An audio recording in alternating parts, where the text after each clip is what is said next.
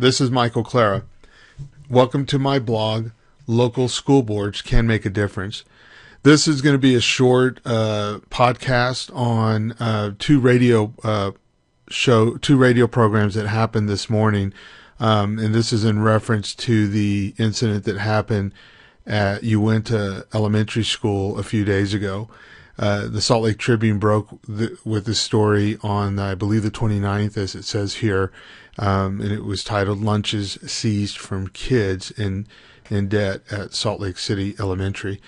And so what I'm going to do in this video podcast, this is part one, and then I'll do part two, maybe get that out tomorrow. This one is a radio show. Two radio shows. One happened this morning at 8 a.m. I was on Red Meat Radio, and then Heather Bennett, who is also on the school board, was on the Debacus Factor, and she came on at 10 a.m. I put them in reverse order here on purpose, but I was in the morning at 8 a.m. and then she spoke at 10 a.m. on a different radio show. But we're going to listen to hers first, just part of it. If you want to hear the whole thing, you can go to the Debacus Factor webpage. And then following hers, we'll listen to my perspective on the issue.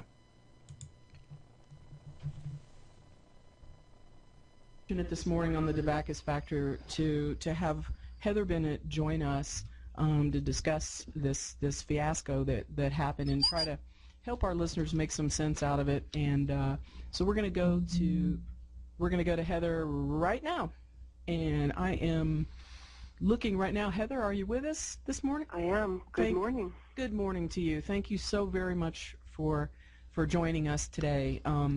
We want to just kind of bring everybody up to speed on what's happening and what you can do to just kind of give us a big picture of what's gone on so far.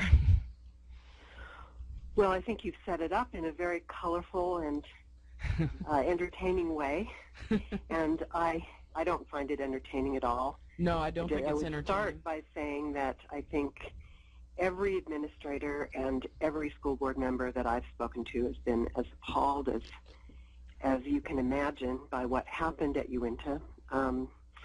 Even more distressing is that we have discovered subsequent to this. So I have 3 children. 2 of them are graduates of the Salt Lake City School District schools. 1 is still a student. And I have never had this happen to me, although many times I've had a notification that my kids' lunch balance was low.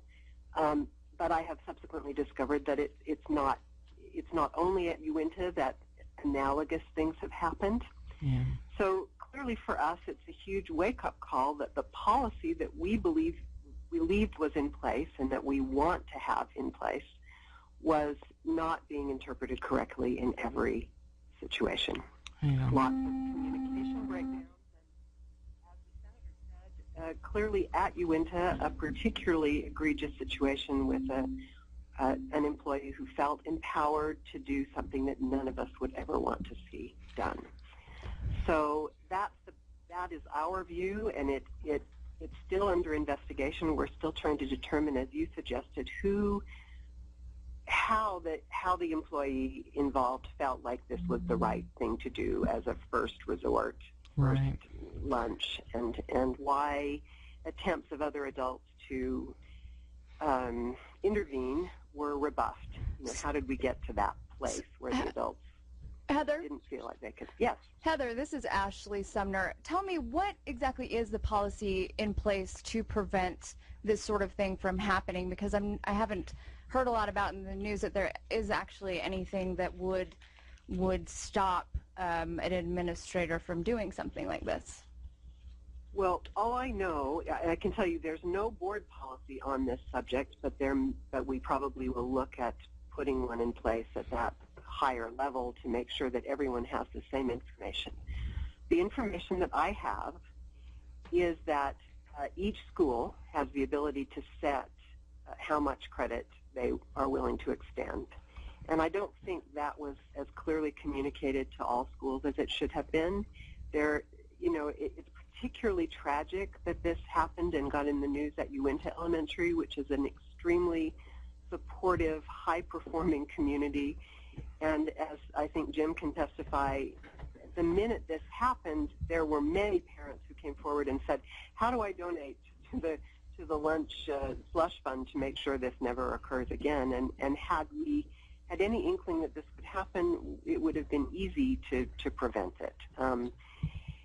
But back to your question, what I understand is that this practice of taking a lunch away from the student should never happen at the point of sale, although it has happened. There are certainly ways to look in advance and see which lunch accounts are well below zero and to intervene in a much more private way when that happens. And so we have to look at all of our policies and procedures around that and make sure that this kind of humiliating experience does not occur in any schools. And I can tell you that message has been clearly sent at this point in time. If we could, any of us on the board or the superintendent or the business administrator could turn back time, believe me, we would do it. Heather, not within our power. Heather, this is Jim DeBax. I've long been an admirer of you. You've been a voice, a clarion voice for reasonableness and good work in the Salt Lake School Board, so thank you. Thank you. And I can't help it. I'm just entertaining. It's just the way I am. But what worries me most about this incident, I mean, I talked to the kids. There's talk about they were bullied and all the rest. They seem to me to be fine about it. I mean, they didn't carry a grudge. The kids seem fine. But the broader issue is that I have received emails from all over the state from so many school districts that say, hey, usually the part about dumping of the lunch once it's served to a kid doesn't happen, but it happens every single day in at least every school district and maybe in every school where there are kids who don't meet the minimums on the poverty level to get a free lunch, that for one reason or another don't have money, and the school gives them, depending on the district, depending on the school, depending on a kind of patchwork of policies, either a piece of fruit and a glass of juice or something minimal so that the child gets something to eat. It seems to me that the great lesson through all of this ought to be, all right, let's take a look at the money we're spending as a state, because the state puts in about 14% of the state alcohol money into a school lunch program. A lot of it, most of it is provided by the federal government. It's time we sat down and went through the funding and policies and help districts and schools come up with a way so that, at least in my opinion, to me, it doesn't really matter. If parents are irresponsible and they forget, or they don't have the money, or they just plain are too cheap to put money on some card, that doesn't matter. We feed every single child that goes through a line at lunch. We never have a kid who is hungry all afternoon in a classroom, destroying their ability to learn because their stomach is not full. So we take care of it on the feeding level, and then if the bureaucrats want to go after the parents and seize their house or send the police or do whatever to get them to put money on their card, that's a whole different bureaucratic issue than the issue of, I don't care if it's a Huntsman kid. It doesn't matter how much money they have. They don't have to present their W-2s. If the kid is there, the kid is in line, he gets the same meal as everybody else. That seems to me to be a good policy. And if we got to figure out where to get more money or how to do things, maybe that's the direction we as a state need to go in. I would agree with you, Jim. I totally agree with that statement of what the policy ought to be. And just so that you can understand a little bit of the background of the program, it is about 75% of the money that pays for school child nutrition programs in the schools comes from the federal government. About, depending on the district, about 13% from the state of Utah. Those are Salt Lake District figures, and then only about 11% from food sales, from individual parents paying for their kids' lunch. So, to me, when I look at those numbers, I think this is even more proof that we should be doing just exactly what Jim said, and we should be trying to figure out how to pay for the balance so that all kids are well fed. You can't make kids eat And sometimes even kids who are on free lunch don't eat their lunch, but at least you can provide it, and you can provide an environment where they feel like they can eat if they will. Heather, I have one more suggestion, and then I'll let Donna and Ashley get in here. So, sure. With the percentage of alcohol sales going to the school lunch program, I did have a suggestion. It's not refined yet, but we have a public campaign that says, drink one more, period, for the children.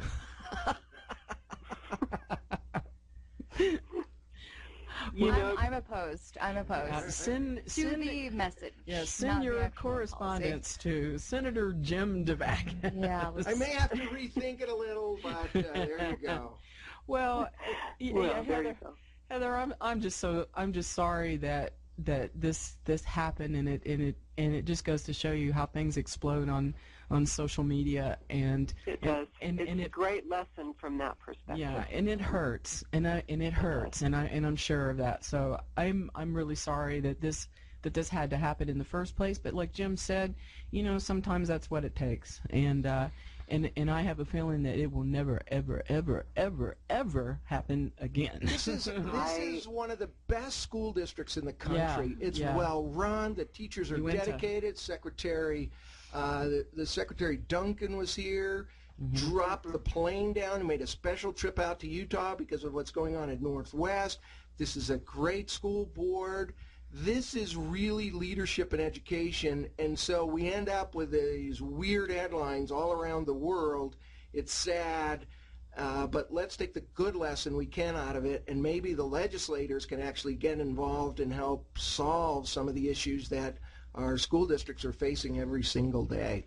Right. And I appreciate the way that you've talked about this, Jim. And if I can just say one quick thing about the Salt Lake City School District, what the listeners need to know, 63 approximately % of our students are on free lunch in our district. And we have the largest summer feeding program anywhere in the Intermountain West. We provide free meals to students all over the Wasatch Front through our district's use of those resources. So we made a mistake. We're sorry about that. We're going to ensure that it doesn't happen again. But please, as you look at social media, try to balance that against the many good things that employees of the Salt Lake District Precisely. And one of the other responsibilities about social media is that if we spread bad news as quickly as we do, I think it's also incumbent upon us to spread good news as quickly. So hopefully there'll be some nice things out there once they see that everything's going to be okay. Heather, how many minority kids in Salt Lake District? What's the percentage? Well, we're a majority minority district and have been for some years. I don't have that figure right in front of me, but it's over 50% of kids are minority. We have about 40 some odd % Hispanic, and then the rest made up of different ethnicities. Many of our schools, like most urban districts, our schools are more segregated by poverty and ethnicity than we wish they were. So we have many schools that are above 90% minority. And how many languages spoken in Salt Lake School District? Well, it varies from day to day, but we've had, in my tenure as a board, we've had as many as 70 different languages and dialects spoken in the district.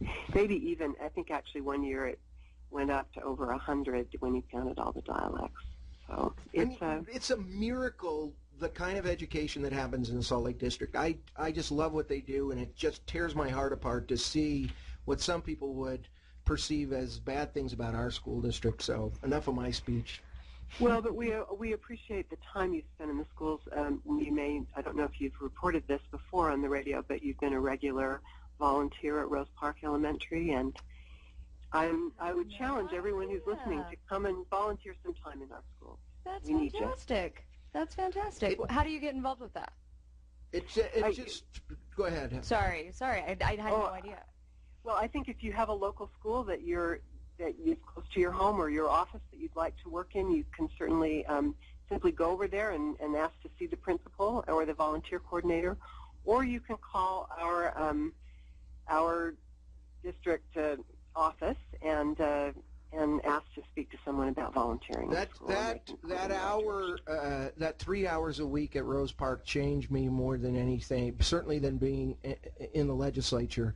To sit down on that mat with those 29 kindergartners and see how enthusiastic and energetic and ready to learn they are, and watch that teacher work her magic with those children, it is so inspiring. And then to look at virtually all of those Hispanic and minority students and try to figure out which 47% of them are not going to graduate, which 47% of them are not going to have a life because they're not even going to be able to earn minimum wage, which of those 47% of those children is not going to be able to feed their family because they're not going to graduate. That is where the state is completely falling apart, where we simply aren't providing the kind of funds that we need to guarantee all of our children, but particularly our minority children, get a quality education. Heather, I really, to Jim's point, I really appreciate it. You know, I was probably one of the people that was very reactionary to this story, and Me too. Didn't you know, look at all the positive things. So I appreciate that perspective. And all your thank you. It is the world we live in, and it's a very quick news cycle, and I understand that. So we just have to keep working to do the right thing. All right. Well, thank you so much, Heather, for joining us today. That's Heather Bennett, folks, from the Salt Lake County School Board. We appreciate very much you being on the air. And when So that's the end of that segment. Before I go on to the next segment, I just wanted to comment on a couple of things that she said. You know, one of the interesting concepts is that I view this whole thing, and I think I'll talk more about it in another podcast, but this is at the core, if you will, or the source of friction that I've been encountering with the district and the bureaucracy for the last year. This is an example of how that develops. And basically, you know, it's just this whole problem, in my opinion, has developed because of a lack of critical oversight by the school board. And it's just a symptom of the board not, again, providing this oversight that's so essential in this form of government and in a public school system. One of the things that Heather asked early on is, she says, how did we get to this place? And she was kind of interrupted, but her point was, how did we get to the place where something like this can happen, where adults clearly don't agree and recognize that it's wrong, but it still happens? And you know, with all due respect to Heather, and I've told her and others on the board this before, they actually are the ones that are responsible for creating and helping to shape that culture over the years in the Salt Lake City School District, that where process and customs become more important, no matter how bad or how wrong they are. They become the norm, and over, you know, our purpose that we're here for is to teach our children. So, you know, and the other interesting thing that she does, that we saw Jason, our public information officer for the school district, do, is that they'll assert that there's this policy out there that was misinterpreted or that was not applied appropriately, and then upon when they're pressed about, okay, where is the policy, then they say, oh, well, there isn't a policy. There's not a policy. And you see, and that's kind of the pattern that they're accustomed to on how they try to close ranks, and that just allows then this kind of stuff to flourish, and this you know, I call it's the happy talk culture. And she brought it up. She towards the end then said, you know, but we got to talk about the good things, and we got to talk about the positive things. And when I was first on the school board, they would tell me that, oh, Michael, we don't talk about negative things or the bad things. And I said, well, but you know, we're not going to improve, and the status quo isn't working for the students in my community. Just as Senator DeBacchus said, you know, you got half of the Hispanic students literally dropping out of high school. So what we're doing now, it does not work for my community, clearly. And I blame it on this happy talk culture that has been allowed to flourish. And what that means is no bad news is acceptable. Even if it's something bad that's happening, we're not going to talk about it. We're not going to bring it up. And we're only going to talk about good things. And if there's not enough good things going on, we'll make it up. And you heard this at the end of her interview here was, well, we know we got to look at the good things. Okay, but we can't do that at the expense of addressing the things that aren't working well and that are working against our students. And this is what started, as I'm being told, with the parents. Why this ended up in the media? Because the parents felt that they were not getting this addressed appropriately. So they, went to the media, and I don't begrudge them that. I totally understand where they're coming from. I have been in that position multiple times where I have tried to get something as egregious as this, I believe, and even more so, addressed on a district level, and I get ignored. And so this is what happens. And then now that the spotlight's on, you see that even there still is inconsistencies happening and ambiguity going on, and this kind of counter relations or this public relations counteroffensive is now in play. And I suspect that'll continue to go on, but the more scrutiny that they get, that diminishes their ability to keep up this facade, that they're trying to maintain here. And there are other issues just like this in our district that need to be addressed, but, and I'm glad this one is, and now they're being exposed for their tactics and that they try to deploy in order to hide, what's actually happening in our school district. The next segment will be the last one, and that'll be my interview. It was prior to Heather's, but I just did it different order on purpose, so that we can connect then to part 2 of this after I complete this particular podcast. So this is me on Red Meat Radio with Representative Hughes. No. Michael, just quickly, what is supposed to happen? Is there sort of a process or procedure? Because kids get behind either by accident or on purpose, and it's important that the state, that the district, whomever collect the appropriate dollars, although we need to make sure we're enforcing that with the parents, not with the kids. But what is the normal process that should happen in this instance here in Salt Lake City School District? Well, as a school board member, that question that you just asked is extremely important because that's what I focused in on. You just used the word process and procedure.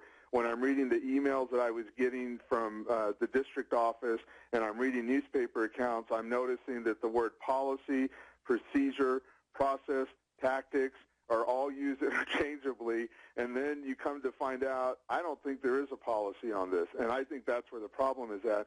So as a school board member, one who I take responsibility for this, we have a meeting on Tuesday night. My point's going to be is that the district office is responsible for this. It seems to me there is some sort of a policy that's out of date, that's outdated, that I did find that's a department policy for that particular department.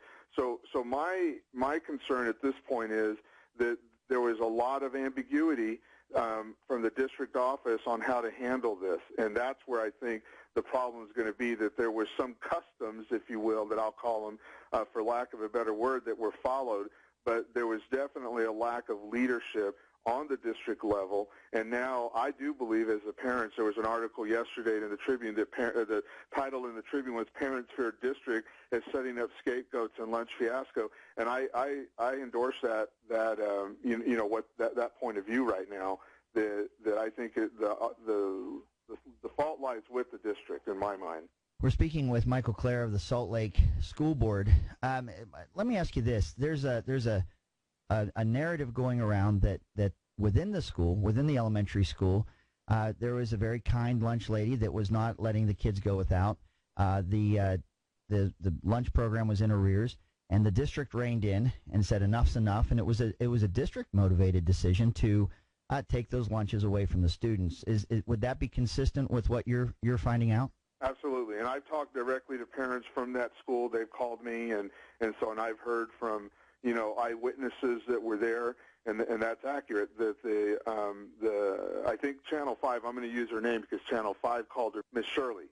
So yes. Miss Shirley is they're referring to her, that she is the on-site manager of the the cafeteria, and that her boss came and ordered her to participate in this, and she did. And she didn't want to, which to me should raise red flags. If you have an adult crying about implementing a policy, maybe that should give you some pause to back off and reevaluate, your policy, quote, procedure, quote, tactic. I just had a listener just chime in. We do our social media stuff here on the show, and say the kids are not behind, parents are behind, and it's an important distinction. You can say that these kids are behind, but my mom was a single mom, and I would go and I wouldn't have the money for lunch. Right. And you have a piece of paper. I remember this. I was in 4th grade, and you put your name down when you don't have your lunch, and then if you come the next day, the lunch lady would put a little, a number 2 and a 3. And I remember one day she said to me, "I'm not putting another tag or another stripe on here. If you don't come with your lunch money, you're not going to be able to get that lunch." Right. And the next morning came, I didn't have it. My mother didn't have it. And I sat all morning long, stressed out of my mind about what I was going to do when I got to that point. I got to the lunch line, and I put a fake. She said she would not put another stripe there, so I just grabbed the pencil and put a whole different name on there, grabbed my lunch and went, hoping to not be noticed. Well, of course I was noticed, and the teacher came, or the lunch lady came behind me and asked me why I did that. I said I wanted my lunch. And anyway, my lunch was taken from me, and I was sent to the principal's office because I had, put a fake name down there. But, so I have a little empathy for these kids. I got to tell you, I know how that feels. I've lived through this, but Mike, I didn't have 2 state senators come down and save me, the next day. I didn't get that. But I guess my question is, why throw away the lunch after it's been served up and on the tray? I mean, if the district's upset about it, haven't they kind of gone too far downstream to do anything about it at that point?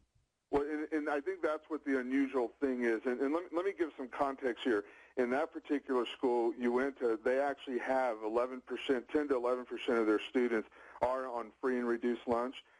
Compared to in my neighborhood, it's actually the opposite. 90% of the students would be on free and reduced lunch. So, if you have a school of, let's say, 550 students, you're only going to have in my neighborhood 50 to 100 that are not on the free and reduced lunch. So you can manage that, and say, well, if 3 or 4 of their parents are behind, then they can manage it. The difference here was that they implemented this on a large number of students, and then did this thing of removing the food once it was given. And my understanding is that was the difference here. That wasn't that it was a larger scale, and they implemented this on parents that had not paid. And then just so you know, that's even questionable. Some of the parents are reporting to me that they absolutely had paid, and that there was a problem with this system, which makes sense to me because you're not talking about parents in a low-income neighborhood. So it doesn't, that I think one of the senators tried to, or I feel, exploited that a little more than they needed to, and saying that, now we're not feeding children and stuff, and that's not the case. You're not dealing with low-income families here. Not that excuses, the behavior. But I am kind of, in some regard, as a policymaker in the school district, saying that I am excusing the behavior. There's some common sense elements that weren't followed, but on the district level, there's ambiguity given, to employees on how to handle this, and I think that's where the fault lies. Well, again, it's only secondhand. I heard that, when they took the lunches, these kids were clearly upset. Yes. But that there's a ripple effect to that. I mean, the children that are receiving their lunches with their classmates that aren't. Are you hearing that other children who, even though they had their lunch, were traumatized by seeing their classmates? I mean, having this happen to them. I mean, I think as an adult, I would be upset and wanting to share what I have, or what do you do to help try to make this better? I mean, what were all these other children doing at this time? Well, no, that's correct. I mean, there was children sharing lunches with other children and trying to comfort them. So, it was traumatic, which is unusual. The other problem is that I should point out, there's this culture in this school district, and I've been on the board for a year, that I think helps facilitate this kind of action, and it's one of retribution. So as adults, it's kind of like that work in the district. There's no bad news. You can't talk about bad news. You can't criticize anything. You can't bring anything up. And when that culture is in an organization, then people get too focused on, well, we got to follow policy and process, even at the expense of our mission statement and what our purpose and existence is for, and that's what's going on. So again, I go back to the leadership, on the district level that has allowed that culture over the years to flourish, that doesn't allow, it short circuits an adult's ability then to question behavior that's going on, and then it happens, even in spite of the emotional trauma that they can witness that's happening right before their eyes. Yeah, I think it's just such an important point here. We need to make sure that those children are well fed. I mean, we want them to pay attention. We want them to be focused. We want them to be thinking about education. If they've got growling stomachs, right, there's just not a chance they're going to be able to focus on anything that matters. They're thinking about where their next little nutrition is going to come from. And so this is just an important issue. I'm sure you see this, Michael, in a number of different places. Have we seen this happen at other schools? Are you aware of this occurring elsewhere within the district? Absolutely. I noticed in the paper that the public information officer saying, well, we're investigating it. And, I've had 20 phone calls and visits at my home of people confirming that it has happened. But again, two differences, not on the large scale and not taking the food away and what they've done at the other schools. But remember, in my neighborhood, you're only going to deal with, maybe they're saying, it might happen. I heard various numbers, but it's not happening on a large scale. But they know that the child or the parents are behind, so they will, give them the fruit and the milk as they come in. And again, that's a small number that affects. So the difference is a larger number, and they unfortunately took the food away as opposed to trying to do this before. We have a minute left before we go to the break. Just finally, and do you know what your course or the district's course of action will be? Just real quickly, we have less than a minute. We have a school board meeting on Tuesday night at 6:30, and I believe parents will be there, and we'll get a reaction then from the superintendent and the board president, I hope. Okay. Hey, we know when you're on the job, Michael, we know it's the real deal. We know you're not afraid to push. You've been a hero over there. I mean, your reputation precedes you. You've done a great job. Thank you for joining us on the show this morning. We appreciate your insight. Thank you so much. Okay, guys, when we come back, we have more Red Meat Radio. We are off and running. We're going to be talking Cowboy. All right, so that's the end of this segment in this particular podcast, and then I'll try to post today's Saturday night. I'll post this, and then I'll try to get the next segment posted. And what I'm going to do in part 2 is just go into more detail about just kind of how this developed. And I want to really actually go, not so much how it developed, because that's pretty much well known. I want to go into this concept of the policy and what's going on, and kind of the tactics that the district deploys in an effort to protect themselves. And not, instead of just speaking truth and apologizing right out of the starting blocks on this and admitting that this is wrong and that there was ambiguity occurring amongst the employees, they went a different direction with this, unfortunately, which I believe made it worse, and then just perpetuates and continues to, they're almost like throwing fuel on the fire, thinking that that's going to put it out, and clearly that's not happening. So thank you for listening.